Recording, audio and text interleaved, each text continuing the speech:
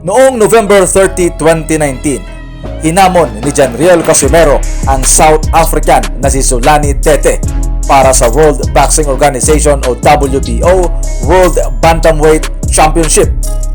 Panalo si Janriel Casimero via third round knockout para maagaw ang WBO Bantamweight title.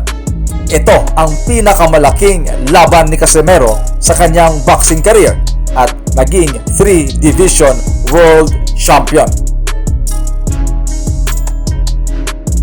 At sa panalo ni Casimero laban kay Zolani Tete, agad na ikinasa ang laban nila ng undefeated at unified bantamweight champion na Oya Inoue para sa isang unification title fight na gaganapin sana noong April 25, 2020 sa Las Vegas sa Amerika.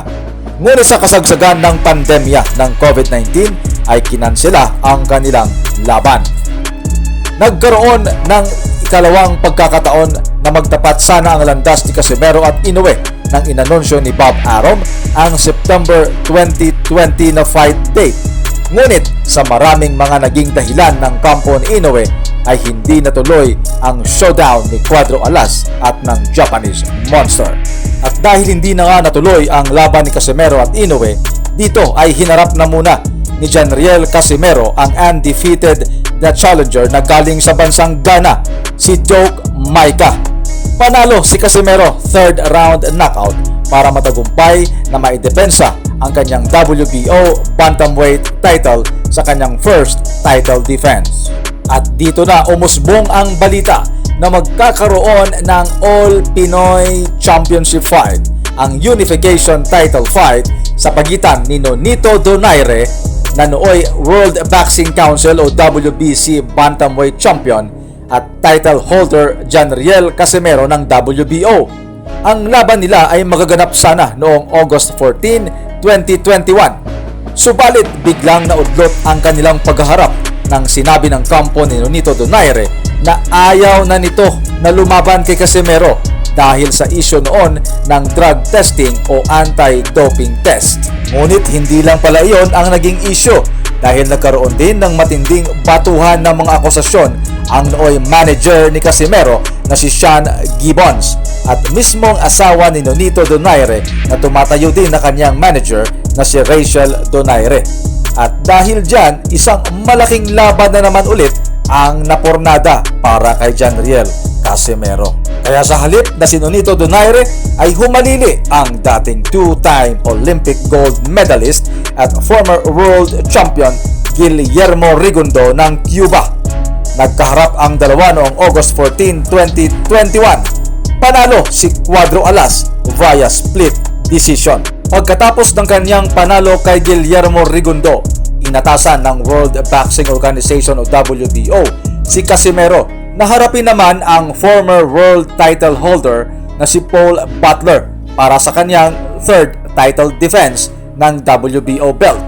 Ang laban ni Casimero at Butler ay gaganapin sa Dubai o United Arab Emirates noong December 11, 2021. Ngunit biglang nag-withdraw sa laban si Casimero bago pa man kuhanan ng kanilang timbang at isinugod pa ito sa ospital dahil sa pananakit ng kanyang tiyan. At sa muli, kanselado na naman ang laban ni Casimero. Ngunit nagkaroon ng panibagong schedule ang labang Casimero versus Butler at ito ay gaganapin sana sa bansang Inglaterra noong April 22, 2022. Ngunit sa kasamaang palad, hindi pinayagan ng British Boxing Board of Control na lumaban si Casimero dahil sa paglabag nito na paggamit ng sauna para sa pagbawas ng timbang. Dahil doon, mahigpit na ipinagbabawal na gumamit ng sauna sa pagbawas ng timbang kung kailan malapit na ang nasabing laban. Hindi natuloy at kanselado na naman ang labang Casimero versus Butler. Ano nga ba ang nangyari sa boxing career ng isang Janriel Casimero pagkatapos ng laban nito kay Guillermo Rigundo? Ayon sa dati nitong manager na si Sean Gibbons, ayaw na daw makinig sa kanila ni Janriel Casimero. Dagdag pa ni Gibbons na pinayuhan nila si Casimero na wag munang umuwi ng Pilipinas pagkatapos ng laban nito kay Rigundo. Ngunit nagpumilit daw ito na umuwi na muna. Pinutol din daw ni Casimero ang ugnayan nito sa kanyang trainer na si Nonoy Neri at sa halip ay ipinalit ang kanyang kapatid na si Jason Casimero. Kasama din sa natanggal sa Team Casimero ay ang strength and conditioning coach nito na si Memo Heredia. Ayon pa kay Sean Gibbons na ang pagkaroon ni Casimero ng gastritis o pananakit ng tiyan sa Dubai ay palabas lamang. Duda ni Gibbons ay overweight na ang Pinoy champion.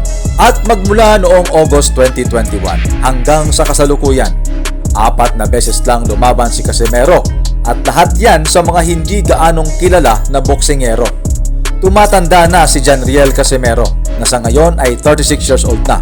Bumaba din ang kanyang world ranking. Maraming mga malalaking laban ang nawala sa kanya. Nariyan ang noon sana ay unification bout nila ni Naoya Inoue. Naudlot din ang laban sana nito kay Nonito Donaire. Nakansela din ng 2 beses ang title defense nito kay Paul Butler. Marami ang nasayang na mga pagkakataon na para sana kay Janriel Casimero. Mga malalaking laban at magagaling na kalaban.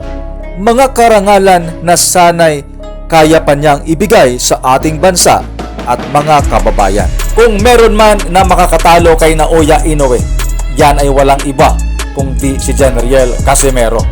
Mahusay na boksingero, malakas at matalino kung lumaban. Tunay na matapang at may puso ng isang kampyon. Hindi pa huli ang lahat para kay Cuadro Alas at tayo ng mga Pilipino ay patuloy na sumusuporta sa kanya. Umaasa tayo na makakabalik pa ang angas ng Pinas at maging world champion ulit. Good luck sa iyo, Janriel Casimero.